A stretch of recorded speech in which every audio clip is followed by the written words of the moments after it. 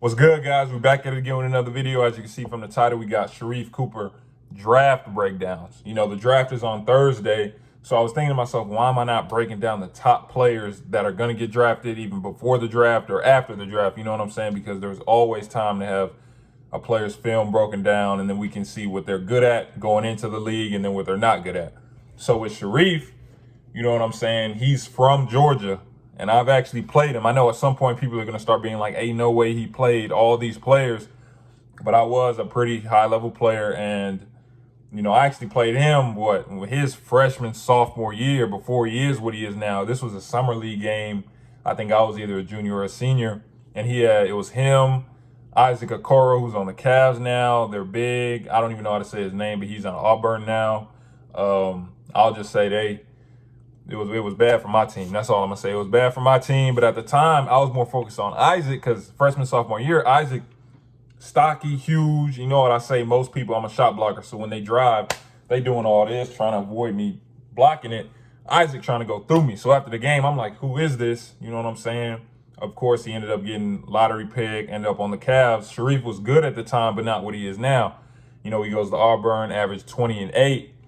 And the difference between these draft breakdowns and my subscriber ones and my top 100 is that because this is a draft, this is going to be like a full analysis of their game. So we touching on pick and roll, isolation, transition, vision, defense, areas of improvement. We touching on every single part of their game so we can really have a full view of what they look like going into the league. This video is going to be a little longer. I'm not going to lie, so I'm not going to hold you guys up. Let's go. Sharife is adept in the pick and roll, and as you can see here coming off this ball screen, he has a variety of finishes to convert over bigger defenders like this, the same leg lay. He plays at his own pace, which allows him to correctly decide when to slow down and when to explode out of ball screens as you see here, and he has the strength to finish over and through bigger defenders. Because Sharife is such a smart player, when given the switch and ball screens, he'll immediately attack the big in order to draw the foul.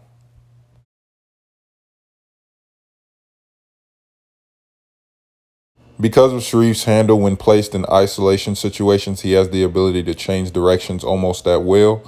And as seen earlier, he also has the ability and knows how to use his body to finish through contact. One of the best parts of Sharife's game is that there aren't a lot of wasted movement and dribbles. As you can see here, he gets the switch and immediately recognizes that he's quicker and attacks the rim and employs the same leg lay to finish. When needed though, Sharife does have the ability to rock the defender to sleep, then explode to the rim to finish. Even though Sharife's jumper off the dribble isn't completely polished up to this point, he won't hesitate to step back and shoot it if given the opportunity.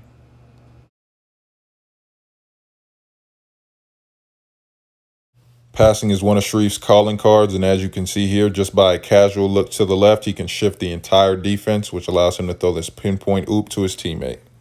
He also shows the ability to throw his teammates open. As you can see here, his teammate didn't even know he had an open layup until he looked up. The difficulty of this pass cannot be understated as Sharife comes off the ball screen into a between the legs to his right hand and immediately throws a perfectly placed oop to his teammate. There's not much to say about this play except for the fact that it's just special. Simply put, there aren't many players who can spin on a dime like this, stay on balance, and then perfectly place the pass for his teammate. Sharife constantly pushes the tempo in transition situations, and as you can see here, can even finish 1-on-5. His ability to use his body bodes well for the future, as you can see here, bumping off the defender and goes up and under the 7-footer. Again, he isn't the best shooter on the move, even in this transition situation, but again, if you play back and dare him to shoot, he won't hesitate and can knock it down. On defense, Sharife does show good effort. As you can see here, he gets switched on to Devontae Shuler, an all-conference player in the SEC, and does a great job staying in front of him, eventually forcing him into a tough miss. On this possession, Sharife's guarding all first-team SEC and future NBA draft pick Scottie Pippen Jr., and watch how he moves his feet and sacrifices his body to take the charge. There are times on the defensive end when Sharife's size can work against him, as you can see here with projected first-round pick Cameron Thomas just shooting over the top. There are times when faced with size and length that Sharife can get a bit prone to turnovers, as you can see here. And on this next possession, as he comes off this ball screen, the defense actually traps him, and because of his size, he can't see over the defenders, and therefore his pass gets picked off.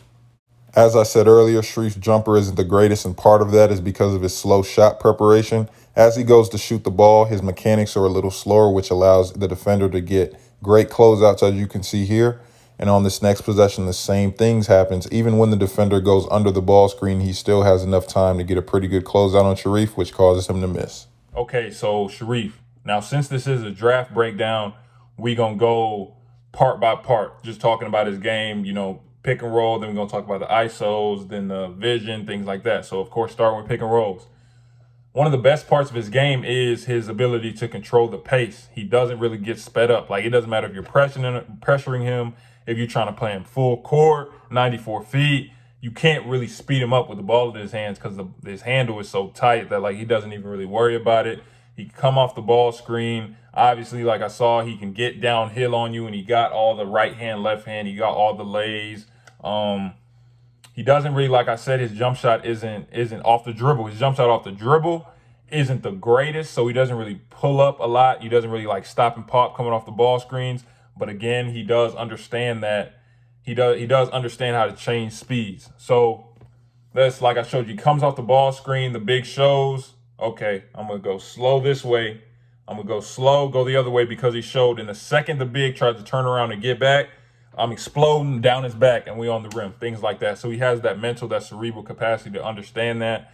Now in isolations, like I just said, this dude's handle is tight and he doesn't really play with it a lot. Like just piggybacking off the pick and roll. Let's say he gets pick and roll, he gets the switch. If there's a big on him, it's an ISO, he's not playing with the ball, right? Like, he's not, if he thinks he's quicker than you, he's going right by you. Or if it's a big, it's either he's getting by you or you're going to try and stay in front of him and it's going to be a blocking foul. Like, it's either one of the two things. He understands that. He doesn't really do a lot of playing, except for like what he did against, what was that? UGA against Severe. He boom, on the rim. It's that fast. So even though he did dribble a lot more, it doesn't look like he's like out there really trying to break somebody. You know what I'm saying? Now, the vision part, Sharife's vision is like, that's really what separates him from, I think, the rest of the class. I think he's the best passer in the class. Like, I haven't, in this year's draft class, because no one else has the ability to throw oops off of live dribbles. Like, you really have to play basketball to understand how hard that actually is. But to be able to come off a ball screen, go between the legs, and off the bounce, like, you have to hoop to know, off the bounce and just toss it up there, dunk. Like, or he knows he has his teammates open right under the rim. He understands, okay, I just need to glance this way to get everybody just to jump just a bit.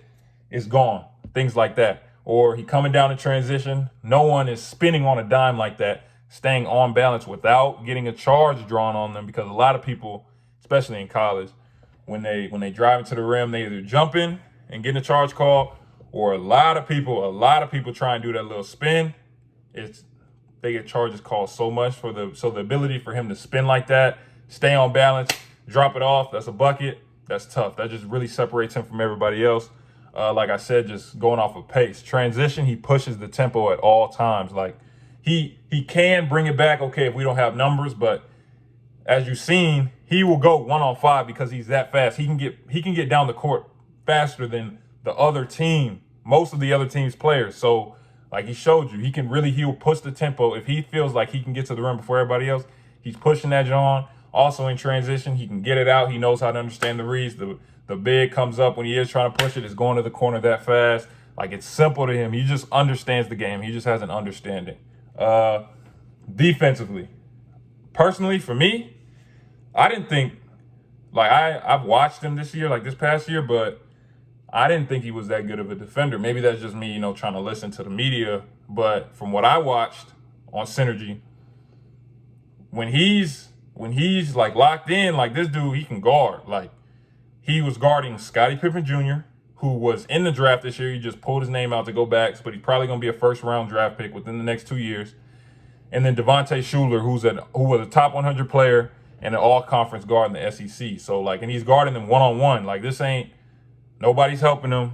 He's guarding them one-on-one, so Sharife can guard. And I showed you the only spot where he really gets into trouble is his size. So guys are going to be able, if they get in the paint, they are going to be able to shoot over him just because of his height, things like that.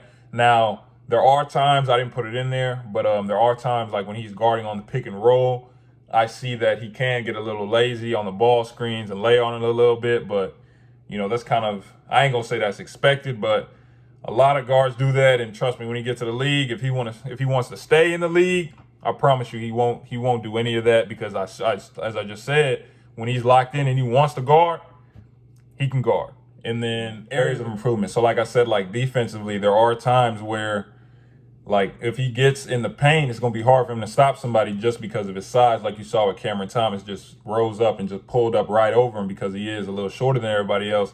It's easier for people to score against him in the paint. So he probably needs to work on moving his feet a little bit more, stopping people before they get there, just to make it a little bit easier on himself. Now, when he is playing, you know, bigger players like he's going to play in the league, when his handle is getting a little loose, they're going to be able to poke the ball out like you saw against Ole Miss. Or if they do trap him, if players are bigger and like stronger, wider, things like that, it's hard for him to really just see over the defense, which is why people can force him into turnovers like that. So he probably needs to work on getting tighter with his handle. It is tight, but tight to the point where it's like, and tight, and you got to be smart with your decision making, because a lot of the times he is getting those turnovers. His handle is tight, but if you're forcing the ball to a strong side and the defender is already in the gap, like he's already right there and he's a long defender, all he got to do is reach and he's there. So just having that, you know what I'm saying, those smarts to understand, okay, maybe I shouldn't force to this side because they are bigger defenders. They are going to be able to reach in. And then for his jumper, right? So he can shoot with his feet set. Like with his feet set, it's actually like, it's pretty good with his feet set.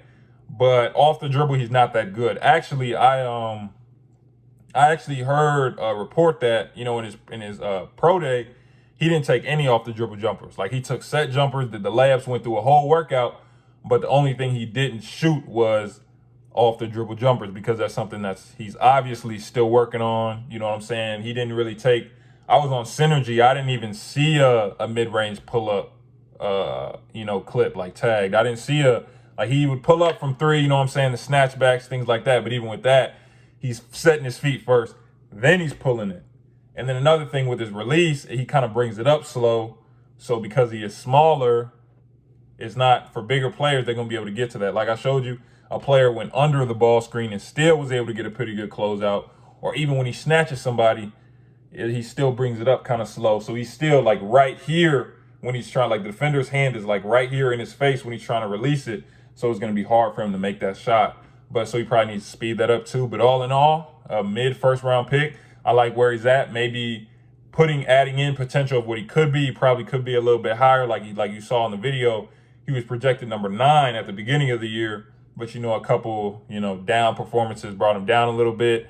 But I really think, like, I'm excited to see what he does in the league. I hope he gets on a team where he has, like, a good veteran point guard who can teach him the game, really help nurture him so he can really, get there faster. You know what I'm saying? Because for small guards, you don't get a lot of leeway. No disrespect to Westbrook, but for players whose athleticism can kind of hide their skill level a little bit, small guards don't really have that ability. Like, you have to be on. So, like, CP3, why he's playing so long is not because of his physical gifts, because he has this. And that's something that all small guards have to have. Because there are players in the league who are just athletic enough. Let's be honest, they're athletic enough, they don't really have to be skilled. If I can just blow by you and dunk on you, I mean, I really don't need to do da-da-da-da-da. So that's what I'm saying. He probably just needs to work on learning the game a little bit more, being stronger with the ball, making the right reads. But all in all, I'm really excited about what he's going to become. Like, share, subscribe, turn on post notifications. For the next week, up to the draft, after the draft, we're going to be doing a couple draft analysis, breakdowns, things like that. So I'm probably going to be doing some players that I want to see that I didn't get to watch this past year when I was at Graham. And then you guys can comment players that you want to see. Next one I'm doing is Cade Cunningham, because I hadn't seen him. I didn't really watch him this past year, and people are hyping him up as the next coming. So I need to see what that's looking like. I'm excited for that one. Appreciate you guys watching. We're going to be back at it on Friday with another video.